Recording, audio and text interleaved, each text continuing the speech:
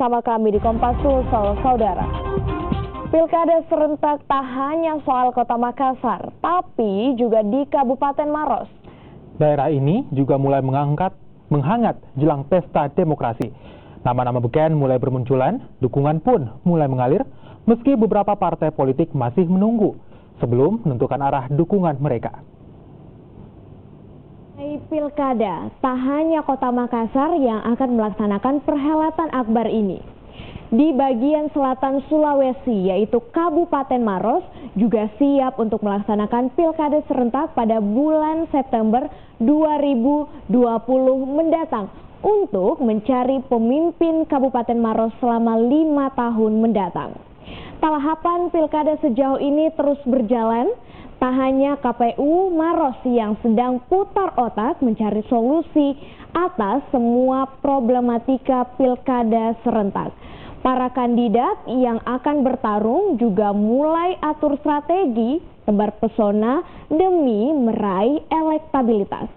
Sejumlah nama pun mulai mencuat, mulai dari politisi hingga purnawirawan TNI sudah siap bertarung untuk memperebutkan kursi nomor 1 di Kabupaten Maros. Saudara, kita lihat siapa saja bakal calon yang akan maju di Pilkada 2020 mendatang. Yang pertama ada nama Harmil Matotorang. Nama ini tentu tak asing lagi bagi warga Kabupaten Maros. Harmil Matotorang merupakan wakil bupati dari Hatta Rahman selama periode kedua. Harmil Matotorang menggait asisten 1 pemerintah Kabupaten Maros yaitu Andi Ilham Najamuddin. Dan pasangan ini pun sudah hampir pasti untuk maju dalam pilkada serentak. Pasalnya pasangan Harmil dan juga Ilham Najamuddin sudah mendapatkan rekomendasi dari 2 partai, yaitu Partai Nasdem dan Partai Keadilan Sejahtera. Diketahui Partai Nasdem memiliki 5 kursi di DPR, sementara PKS memiliki 2 kursi di DPR. Sementara untuk jumlah total kursi yang harus didapatkan oleh bakal calon adalah 7 kursi. Nama selanjutnya, saudara, ada Haidir Syam. Ketua DPRD Kabupaten Maros ini akhirnya memantapkan langkahnya untuk bertarung di Pilkada Maros. Menggandeng sesama politisi dari Partai Amanat Nasional, Suhartina, keduanya siap melenggang dalam pertarungan pesta demokrasi 5 tahunan ini. Haidir Suhartina juga dipastikan bakal bertarung. Dukungan dari PAN dan PBB membuat syarat pencalonan keduanya sudah memenuhi syarat. PAN diketahui memiliki 6 kursi, sementara PBB memiliki 1 kursi di Dewan. Itu artinya jumlah kursinya sudah cukup. Selanjutnya, saudara, nama ketiga yaitu ada Purnawirawan TNI. Sosok yang satu ini bukan berlatar belakangan politisi, merupakan Purnawirawan TNI yaitu Kolonel Purnawirawan Muhammad Nur Mahmud.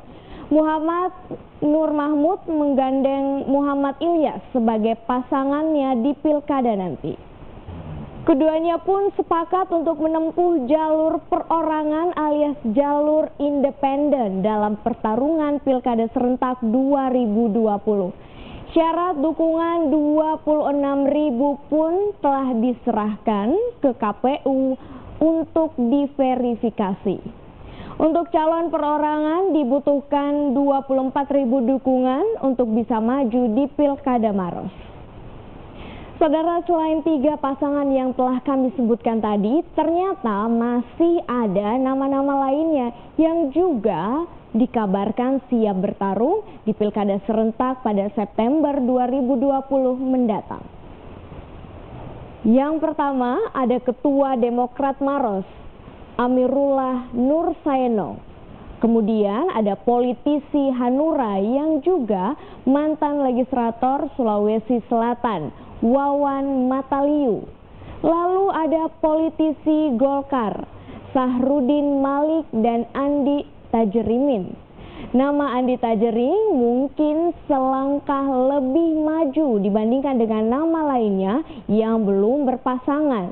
Surat tugas Partai Golkar yang dipegangnya membuatnya sisa mencari dukungan tambahan untuk bertanding di Pilkada Maros nanti.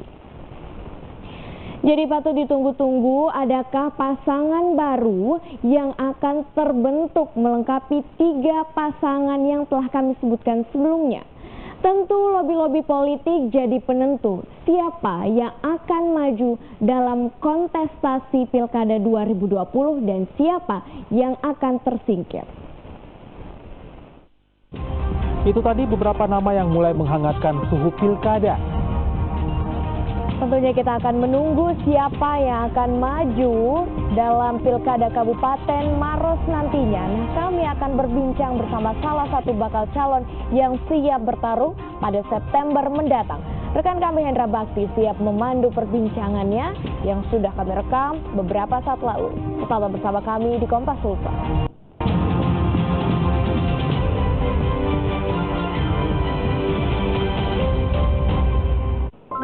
Memiliki toko roti dan kue sendiri, aku harus selalu siap diandalkan. Kalau flu dan batuk datang, stop call cukup Patoangi. Dengan red ragi yang nyamang ditelan dan 4 kandungan zat aktif yang bantu redakan flu yang disertai batuk.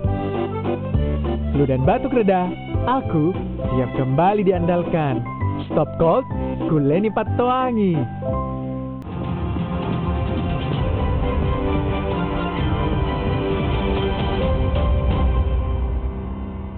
Selamat pagi saudara, Anda menyaksikan dialog di Kompas Sulsel. Kali ini bersama saya Hendra Bakti.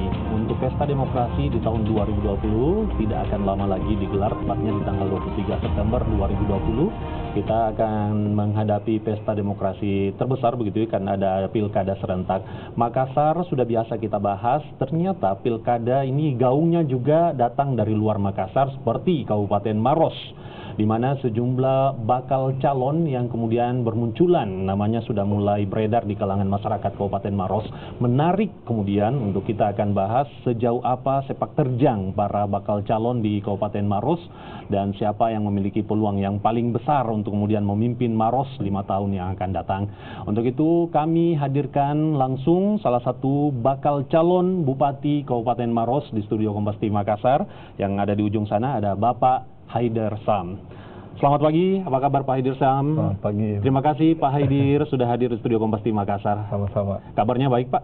Alhamdulillah. Terima kasih Pak Haider sudah menyempatkan hadir di studio Kompas TV Makassar. Yang kedua merupakan Direktur dari Lembaga Survei yaitu CRC, ada Pak Hidayat. Selamat pagi Pak Hidayat. Apa kabar Pak Hidayat? Alhamdulillah. Baik. Terima kasih Pak Hidayat ya sudah hadir di studio Kompas TV Makassar. Pak Haider, Anda namanya sudah mulai bergaung gitu ya di Kabupaten Maros. Anda kemudian digadang-gadang telah menyatakan diri akan maju sebagai bakal calon Bupati Kabupaten Maros di periode 2020-2025 mendatang. Benar Anda sudah deklarasi dan sejauh ini tahapan apa yang sedang Anda lalui saat ini? Ya, Alhamdulillah. Pertama saya ucapkan terima kasih banyak pada Kompas TV yang hari ini mengundang saya sebagai bakal calon Bupati Maros. Ya, kalau tanya tentang sebenarnya kesiapan, ya kesiapan saya untuk maju ini memang kita lihat dari perkembangan bagaimana sebenarnya harapan masyarakat di Kabupaten Maros lewat survei.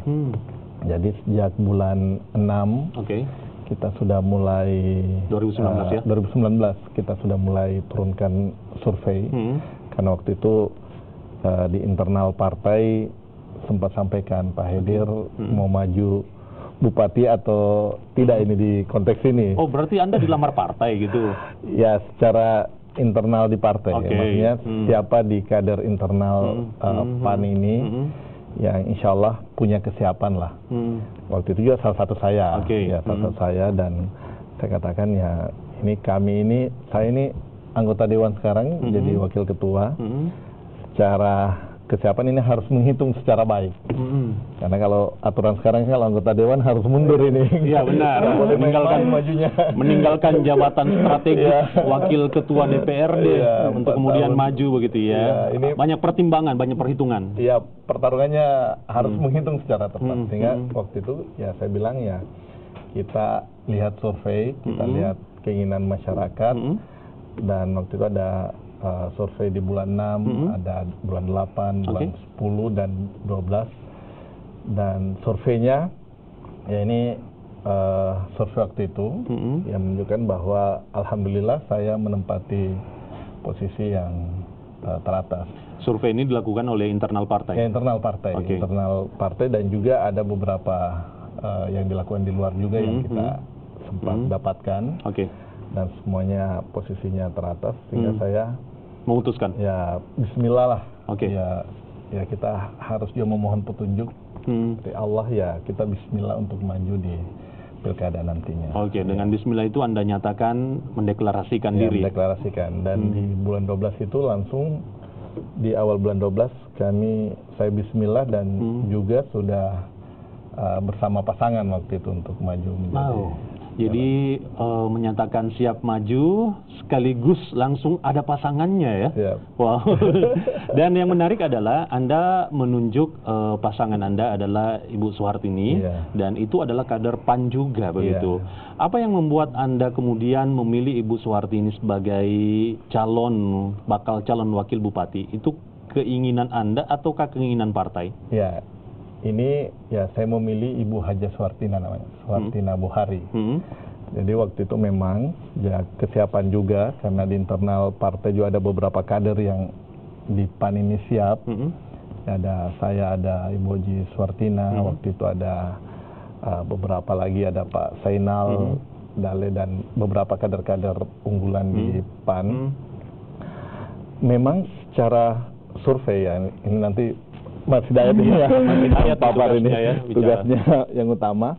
Lalu apa yang kemudian membuat Anda memilih Ibu Soehartini? Iya, sebenarnya dari bulan 6 persiapan itu kita survei, saya dengan Ibu Haji Soehartini ini yang melakukan ya pendekatan masing-masing lah di lapangan. Ya karena memang tadi ada penyampaiannya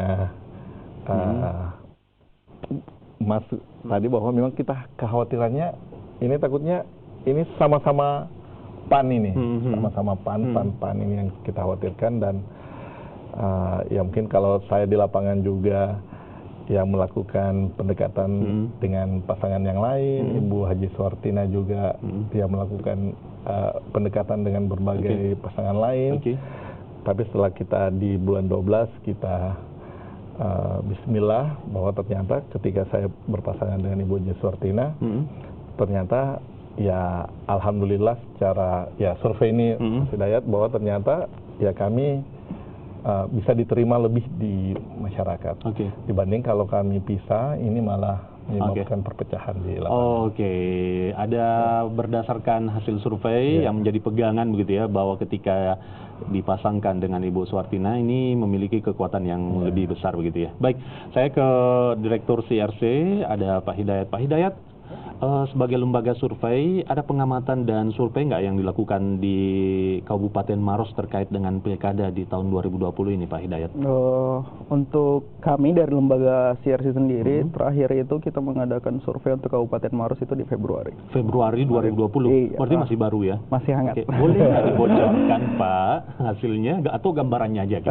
Gambaran aja, Mas. Maksudnya secara gambaran awal, untuk survei kami terakhir di Kabupaten Maros itu, Kak Hedir yang ada di samping saya ini ya, artinya ketika kita kategorikan ya masih calon yang sangat kuat.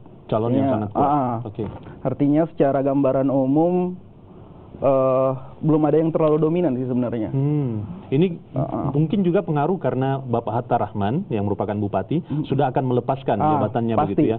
Sehingga tidak ada kekuatan begitu yang kemudian nampaknya calon-calon lain rata kekuatannya begitu. Artinya secara gambaran umum kekuatan di Maros sebenarnya cukup merata, meskipun ada beberapa calon yang mungkin berada di ketika kita bahasakan mereka berada di zona paling depan saat ini. Ya salah satunya ya Pak Haidir yang ada di samping saya. Pak Haidir berada di zona yang paling depan, artinya masih sangat diperhitungkan begitu. Pasti. Kalau berbicara tentang nama, saingannya Pak Haidir ini siapa saja kira-kira? Iya, dari beberapa nama yang muncul yang kami coba petakan pada saat itu ya, nama Pak Wakil Bupati ada Andi Hermanto Torang, ya merupakan ya salah satu saingan paling berat untuk Pak Haidir Syam. Mengingat beliau juga petahana begitu ya, artinya akan maju sebagai bukan lagi 02 tapi 01 begitu ya. Hanya satu nama itu saja yang kemudian berada di zona depan begitu. Iya, untuk saat ini dari pengamatan kami ya, dua nama ini ya, mungkin karena mereka adalah kedua-duanya startnya di depan ya.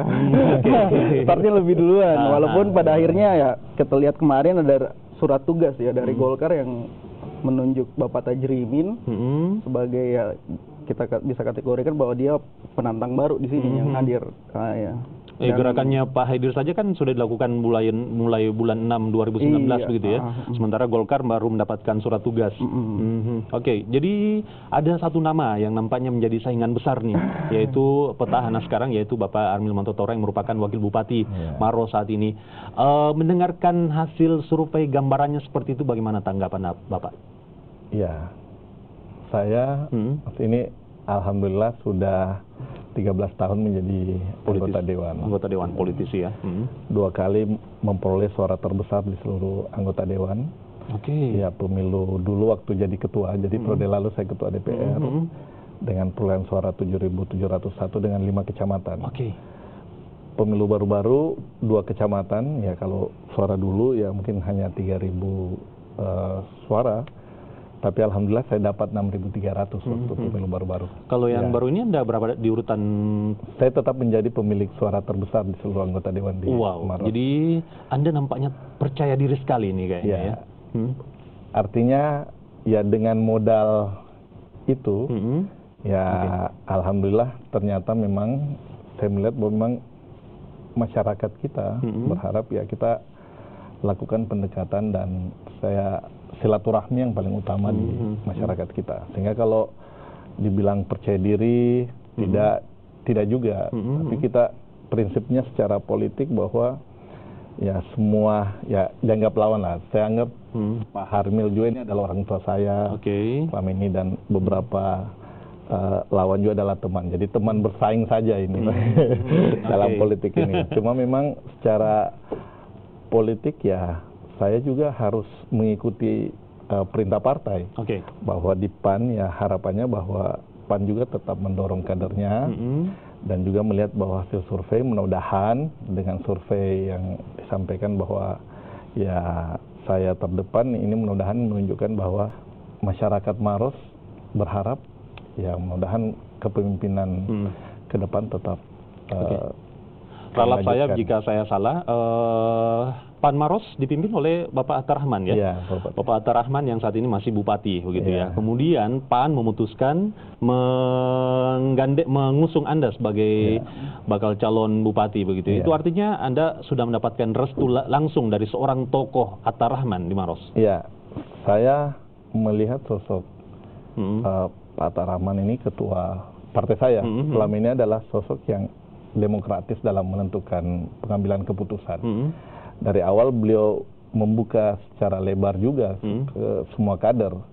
Dan akhirnya diputuskan bahwa memang yang secara survei tertinggi itulah yang menjadi putusan partai. Putusan partai begitu. Ya, waktu Ibu Haji Suartina juga mau maju, dia juga tidak pernah melarang Ibu Haji Suartina, malah dipersilahkan. Dan kader-kader lain juga yang mau maju juga dipersilahkan. Ya, dan penentuan kami berdua pun jadi itu murni karena melihat survei. Tidak pernah sedikit pun ketua kami Pak Hatta memaksakan bahwa Haidir harus pasangan dengan Ibu Haji Tina atau Haidir pasangan dengan ini, tidak. Benar-benar mengalir saja begitu ya. Mengalir dan memang melihat hasil survei. Dan inilah ya saya 3 periode menjadi sekretaris beliau, ini sebuah kebanggaan saya. Ya punya ketua yang tampaknya akan lancar nih perjalanan Anda nih ya. Sudah dapat restu dari PAN, dapat restu dari seorang tokoh Atta Rahman yang sekarang menjadi bupati Maros begitu ya. Pak Hidayat, tadi Anda melakukan survei, apakah atas nama pribadi atau sendiri-sendiri sebagai bakal calon? Adakah pengamatan yang Anda lakukan terkait dengan ketika dipasangkan dengan bakal calon wakil bupatinya? Nah, ini kan Pak Haidir Sam sudah memutuskan untuk menggandeng Ibu Soehartina. Ada survei soal itu? Sebenarnya pada saat kita melakukan survei kemarin, kita mencoba untuk melakukan semacam simulasi pasangan. Artinya dari beredar nama-nama yang muncul di Maros, kita coba pada saat itu juga Kak Haidir sudah santer di media akan berpasangan dengan Ibu Soehartina Bohari. Kemudian pada saat itu juga muncul nama Andi Harmil Matotorang dengan Andi Ilham Najamuddin pada saat itu. Dan beberapa nama lain yang santer kabarnya akan berpasangan di Kabupaten Maros. Dan kita coba untuk potret pada saat hasil survei terakhir kami, ya memang ketika gambaran dari hasil tersebut, ya kedua pasangan inilah yang sangat bersaing untuk memperebutkan kursi 01 dan 02 untuk Kabupaten Maros kemarin. Dan kebetulan secara hasil ya keempat nama yang tadi saya sebutkan ya pasangan ini yang berada di zona terdepan. Dan mereka pada akhirnya berpasangan. Nah, makanya saya bilang ketika kekuatan besar menyatu gitu ya. Oke, kekuatan besar. Jadi sebelumnya dilakukan survei, bahkan sosok bakal calon wakil bupati dari Pak Haidir Sam ini juga disurvei dan memiliki nama terdepan begitu. Secara popularitas dan elektabilitas mereka sebenarnya cukup tinggi juga. Cuman karena mereka berpasangan akhirnya kekuatan ini yang akhirnya bersatu dan pada akhirnya menjadi dua pasangan yang... Saya menanyakan itu karena seperti kita ketahui ketika sosok bakal calon bupati kemudian memilih bakal calon wakil bupati yang tidak tepat, itu bisa saja mendegradasi suaranya begitu ya. Jadi ini juga penting gitu ya, sosok wakil bupati yang kemudian sudah ditunjuk oleh Pak Haidir Sam. Selanjutnya, apa yang kemudian menjadi program besar dari seorang Haidir Sam untuk kemudian ingin menjadi orang nomor 1 di Kabupaten Maros? Apa program yang akan dia usung? Bagaimana gambaran Maros ke depannya? Nanti akan kita jawab setelah jeda berikut ini. Tetap bersama kami. Pak Sosa.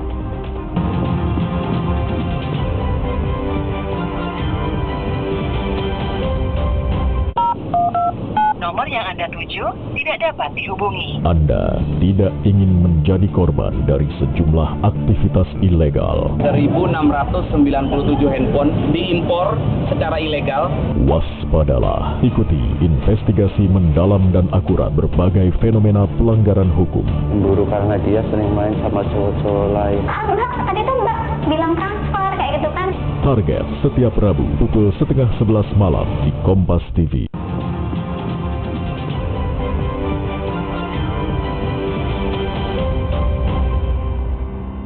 Melihat bagaimana langkah dari seorang Haidir Sam yang kemudian digadang-gadang menjadi bakal calon bupati Kabupaten Maros, yang saat ini sudah menunjuk bakal calon wakil bupati dan sudah mendapatkan dukungan dari beberapa partai, diantaranya lah partainya sendiri yaitu PAN, dan juga sudah mendapatkan partai PBB, di mana keseluruhannya sudah mendapatkan 7 kursi, sementara persyaratan untuk maju yaitu 7 kursi, artinya sudah memenuhi persyaratan. Oke, Pak Haidir, Anda sudah memenuhi persyaratan ini nampaknya ya, akan mulus nih nampaknya nih pendaftaran Anda ke KPU begitu ya. Sejauh ini apakah Anda sudah merasa ini sudah cukup, PAN dan PBB, atau masih ada upaya untuk menggait partai untuk sebagai partai pengusung Anda di Pilkada Maros? Ya, untuk partai, alhamdulillah kemarin malah kami dari PAN, ini saya sudah menerima langsung formulir BW1 yang kalau misalnya mendaftar di KPU bisa langsung disodor. Jadi PAN PBB sudah mengeluarkan suratnya, dan itu sudah secara perhitungan cukup. Sudah memenuhi syarat. Saya sebenarnya ketika semua partai membuka proses pendaftaran di Kabupaten Maros, saya mendaftar semuanya karena saya melihat bahwa ya semua partai juga ini adalah sahabat dan teman saya. Ya, kalau di DPR ini 13 tahun insya Allah kita menjalin komunikasi yang baik lah dengan mereka. saya mendaftar, tapi memang penentuannya bahwa memang finalisasinya ada di DPP. Ya, sisa memang partai yang kita tunggu saat ini yang belum menentukan sikap, ada P3, Hanura, dan Gerindra. Ya, Gerindra yang belum menentukan sikap. Belum menentukan sikap untuk sejauh ini. Gambarannya, adakah yang kemudian masih bisa Anda gaet begitu sebagai partai pengusung Anda dari partai yang belum menentukan sikap itu? Insya Allah, mudah-mudahan ada lah. Ya, karena ini semua saya menjalani tahapan semuanya di P3 sudah. Artinya masih memiliki peluang begitu ya? Ya, insya Allah. Kita serahkan ke keputusan mekanisme partai mereka. Betul ya. Baik, Pak Hidayat, untuk Maros kan kalau Golkar bisa mengusung sendiri ya, karena kursinya 7, sementara persyaratan 7 begitu. Artinya Golkar sudah bisa mengusung sendiri siapa calonnya. Kemudian partai-partai lain lagi nampaknya harus berkoalisi. Kalau sejauh ini Anda memandang di Maros kira-kira, karena kalau jalur independen nampaknya sudah lewat ya penyetoran. Tapi ada yang mendaftar. Ada yang mendaftar ya? Oke. Itu untuk independen. Kalau dari usungan partai, gambarannya apakah Anda bisa mengetahui berapa pasang calon yang kemudian akan bertarung di Pilkada Maros? Sebenarnya kemarin pasca sebelum kami turun melakukan survei, kami berpandangan ya bahwa melihat pemetaan politik di Maros ya kemungkinan ya untuk jalur di luar independen ya, kita melihat pemetaannya untuk jalur partai ya akan hanya di 2 pasangan ini. Pasangan? Ya, kemarin ketika rekomendasi, bukan rekomendasi sih, surat tugas ya, surat tugas dari Partai Golkar, nah ini sebuah kejutan. Sebenarnya di luar dari pengamatan kami, dari prediksi. Artinya di luar dari prediksi, ada muncul Tajrimin, sementara Golkar sendiri untuk mengusung kader sendiri cukup. Untuk mengusung kursi, untuk mengusung calon itu cukup ya. Pada akhirnya 3 pasang ini kemungkinan tiga pasangan di Maros di luar independen. Bapak Haidir Sam, Harmil Matotorang, dan juga yang usungan partai Golkar apa? Tajrimin begitu ya. Oke. Nampaknya ini berpotensi 3 bakal calon begitu ya, tapi kita masih melihat begitu ya partai. Surat tugasnya tidak berubah. Tiga surat. Oke. Baik, dengan pemetaan seperti itu, bagaimana pandangan Anda dengan 3 pasang calon ini? Pada akhirnya ketika berubah misalnya dari 2 pasang ke 3 pasang, berarti kita harus turun lagi melakukan konstelasinya kan ya. Nama yang sebelumnya dalam tanda kutip ya kita tidak prediksi untuk muncul misalnya mendapatkan rekomendasi partai ya, mau tidak mau kita harus turun lagi, kita lihat lagi seperti apa pergerakan tokoh baru yang muncul ini. Walaupun sebenarnya pada saat kita melakukan survei kita coba potret juga dia kemarin. Artinya secara survei muncul. Cuman kan itu pas sebelum dia mendapatkan rekomendasi partai. Nah, berbeda misalnya ketika sudah dapat surat tugas dari partai, pasti konstelasi akan berubah lagi. Oke, berubah lagi ya. Yang awalnya tidak terduga Partai Golkar kemudian mengusung kader satu calon yang kemudian bisa maju sendirian begitu tanpa koalisi dengan partai lain begitu ya. Sejauh ini berarti ada tiga pasang bakal calon yang kemudian ada gambaran akan bertarung di Pilkada 2020 ini. Saya ingin menanyakan kepada Pak Haidir Sam, sosok 2 orang lainnya ini di mata Anda.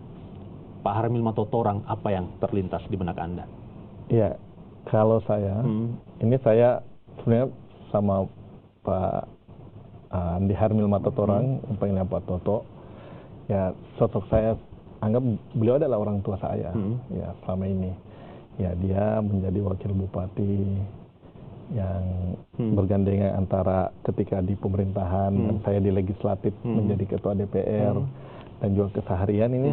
Saya anggap dia adalah orang tua saya.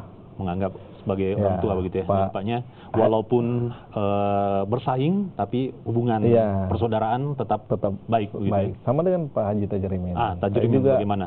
Pak Haji Tajrimin juga punya hubungan keluarga dengan saya. Sehingga saya memang menganggap bahwa di sini bukan persoalan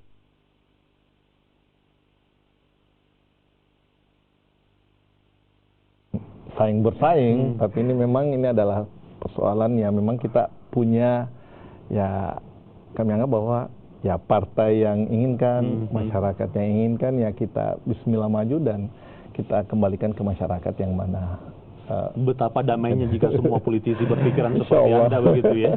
Oke, menganggap lawan sebagai sahabat, teman dan lain-lain begitu ya. Semuanya sebenarnya orang-orang yang baik, orang-orang yang memiliki program untuk memajukan daerahnya masing-masing. Hanya saja pemimpin harus ada hanya satu orang aja begitu ya. Oke, baik. Apa yang Anda tawarkan untuk Maros untuk kemudian menjadi penilaian masyarakat untuk memilih Anda? Iya, dari awal saya sampaikan, alhamdulillah saya diberi amanah oleh masyarakat Maros itu 13 tahun menjadi anggota legislator di DPR. Begitupun Ibu Haja Suartina, beliau itu menjadi anggota legislator sudah 10 tahun, jadi 2 periode juga.